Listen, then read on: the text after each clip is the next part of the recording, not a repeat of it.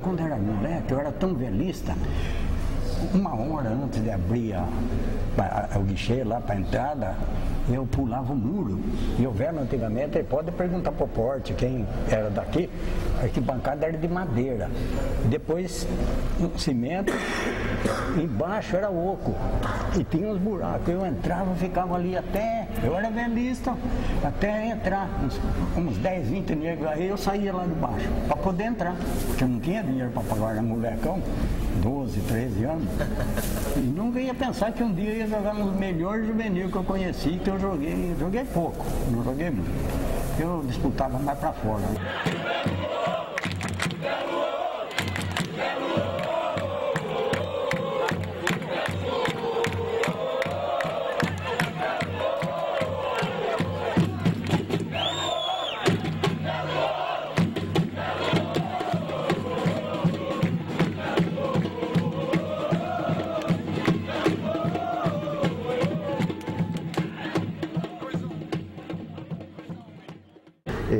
No ano de 1910, através do ciclismo, onde o Velo e alguns diretores fundadores resolveram, de uma maneira, formar um velódromo. E aí começou a história do Velo, através do ciclismo. Esse velódromo hoje já não existe mais, mas ele estava localizado a princípio onde é o Instituto de Educação Joaquim Ribeiro. Mas o Velo sentia que faltava alguma coisa, o futebol estava crescendo na cidade de Rio Claro. Então resolveu-se também criar um time de futebol, e isso se deu em 1920. E o Velo quis sair com tudo.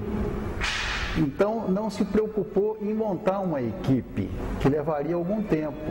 Convidou sim o Comercial Futebol Clube, que já existia na cidade, para fazer uma fusão e eles passarem a ter o nome do Velo Clube. Essa fase inicial muito auspiciosa também para o Velo, que já em 1925 tornou-se campeão do interior, dando-lhe a oportunidade de disputar o título de campeão estadual com o São Bento, onde o Velo perdeu, mas ali ficou praticamente a semente do que seria o Velo no transcorrer de todos esses anos. Ele praticamente começou com uma força muito grande já na década de 1930. Então nós tivemos grandes derbys em 1931 e durante toda a década toda. Nunca deixou esse derby de esmorecer, tanto no campeonato amador como no profissional. Teve esse 11-2, né, meu? Que esse ficou na história. Todo jogo do Velo tem lá uma faixa lá, 11-2. Não está escrito nada, mas a turma sabe o que significa. Posteriormente, outros títulos importantes vieram. E a revelação de grandes jogadores. Jogadores esses que saíam do Velo para jogar no Corinthians Paulista, no Palmeiras, Guarani e aquelas grandes agremiações do estado, Portuguesa de Desportos. Todos eles tiveram jogadores que passaram pelo Velo. Serginho Russo, era goleiro. Aqui tinha um senhor aí que era chamava João Polastro, você já ouviu falar dele, né? Então, ele que me indicou para levar para o Palmeiras, assim, João Polastro. João Polastro, ele trabalhava como sapateiro, né? Considerado um dos grandes jogadores aí do Velo. Um grande jogador do Velo. Inclusive, ele ter ido para o Palmeiras, eu não sei se ele foi para o Palmeiras, treinou lá e não quis ficar, não sei, problema de familiar, e voltou, mas ele foi um grande jogador, um homem fantástico. Que era um clássico, né? Eu não vi jogar nada. Meu pai que falava que ele foi um senhor jogador de futebol. Meu pai jogou no Corinthians também. Em 31, meu pai jogou no Corinthians. Ele veio para Rio Claro e ele começou a jogar no Velo. Mas naquele tempo, eu era garotinho, tinha um ano e pouco. Desde o começo eu sou velista porque minha mãe fazia o calçãozinho vermelho para mim, que eu era velista. E a família toda seria do Velo. Aí eu comecei no Velo. Uma vez meu pai me levou para ver o Velo e o Palmeiras que veio jogar aí com o Berdão, com o Canhotinho, o time de Viladônica. E eu achava aquilo fabuloso, né? O uniforme do Velo, vermelho e verde, né? Uma maravilha. Eu falei, pô, um dia ainda vou vestir essa camisa aí. O Tonhão, também um sensacional pessoa. Até que o chute dele arrancou o tijolo do muro. Não, tinha uma bomba no pé. O caso do Tonhão é interessante, que o Tonhão, com seu 1,84 m de altura, para a época era um gigante jogando bola. Chutava com os dois pés, o que lhe dava a oportunidade de jogar tanto pela ponta direita como pela ponta esquerda. Mas ele era centroavante. Então ele sempre tinha um lugar no time do Velo. Sempre havia uma posição disponível para ele. E o senhor lembrou bem, porque sobre o Alicate, o que se ouve falar na cidade é que foi um dos maiores jogadores que estiveram aqui em Rio Claro de Fora. Era famosíssimo. Tornou-se também uma legenda no futebol do Velo. Quem me convidou para jogar no Velo, não sei se eu falei inicialmente, o Benito Anielo Castellano. Naquela oportunidade que ele me convidou, eu lembro até o local, ele perguntou o que eu queria para jogar no Velo. Ele falou que eu queria um calção de minha propriedade, que eu levasse para casa e lavasse. Uma geleira, um par de geleira e uma sunga, que eram meus, que eu levava para casa e cuidava. Tive a oportunidade de jogar contra o Corinthians, aqui em Rio Claro, onde o time do Corinthians só não veio o Gilmar jogar, o resto veio todos, é o Cabeção que jogava no gol. E naquela oportunidade nós empatamos com o Corinthians 2-2. Joguei no Velo até 1966 e as coisas deram tudo certo para mim. Um jogo antes, nós jogamos contra o Paulista de Jundiaí, que estava na época de ascensão, e nós ganhamos do Paulista. Foi 2 domingos em seguida, onde foram praticamente jogos amistosos aqui em Rio Claro. E naquela oportunidade, naquela semana, na sequência, eu recebi um convite para jogar no Palmeiras, eu não fui. Aquele tempo tinha bastante craque, né? Os caras que dominavam a bola, sabia jogar. Preparação física naquele tempo era absurdo, né? Você dava 3 voltas no campo, abria os braços, fazia umas flexões, essa era a preparação, essa era a preparação física. Chuteirinha com prego. A chuteira com prego, pô, a chuteira rosquear. Aí melhorou muito, pô. Mas naquele tempo a chuteira de couro dava uma chuva. Ela parecia um sapo depois que você acabava de jogar. Toda deformada, uma barbaridade. Prego então, não saía para todo lado, dava na canela da gente e a meia, rasgava tudo com pregada. E as bolas à noite? Não tinha bola branca. A bola era pintada, cara.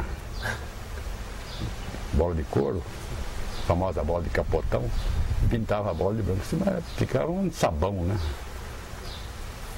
E pesada. Quando chovia, camisa, você não tinha esses números que tem agora, porque naquele tempo não tinha, como é que fala, substituição, né? Você entrava com 11 e ia até o fim com 11. Se machucasse 2, ia jogar com 9, você não podia substituir. Era um tempo romântico do futebol, né?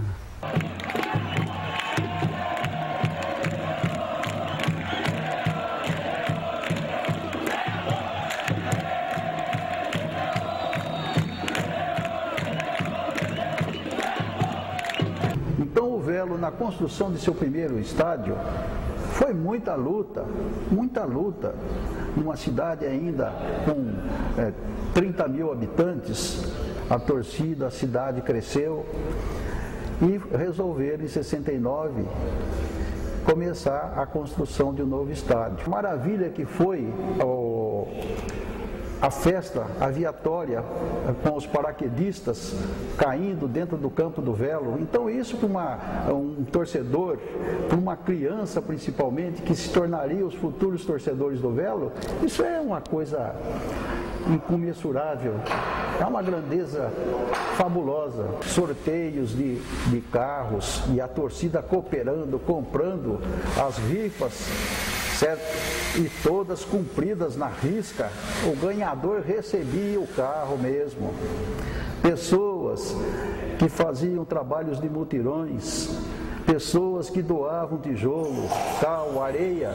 Desde o início de sua fundação e aos torcedores, está a grandeza do Velo.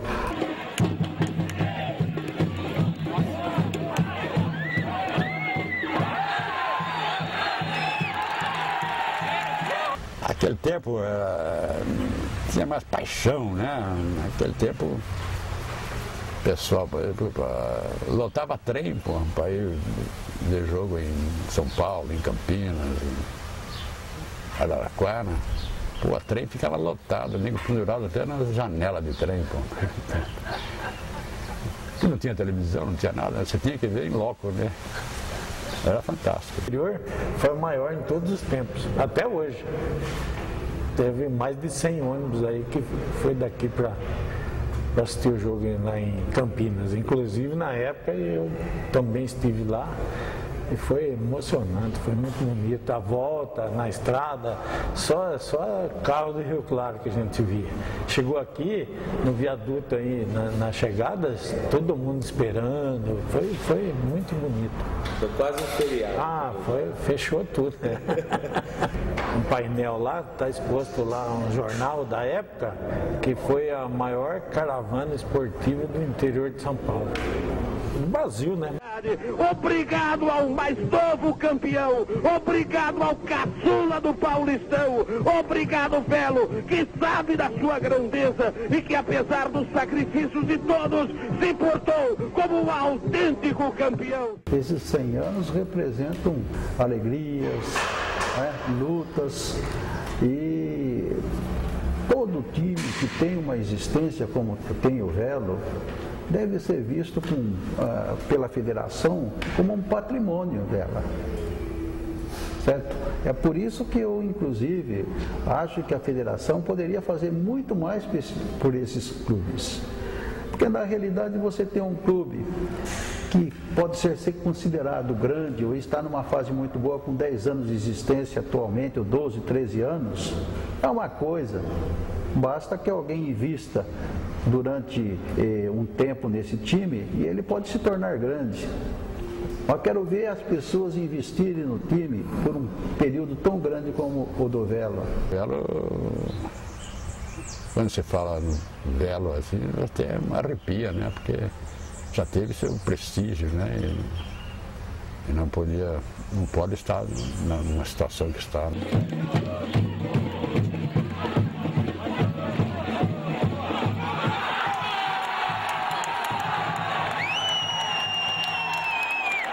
Quando se fala em Rio Claro, se pensa em Velo.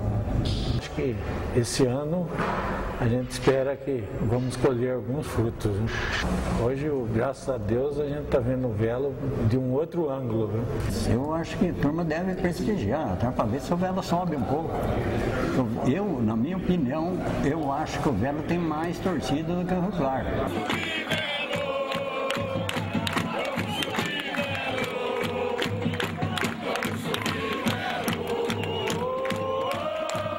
E tem que investir nessa categoria de base. Porque você não pode comprar jogador é caro. Você nunca tem um jogador, né? Se você investir, porque não é possível que uma cidade como Rio Claro, grande, né? Mais de 200 mil habitantes, pô, não dá para você arrumar uns 30 garotos aí para começar a formar. Aí precisa de investimento, né?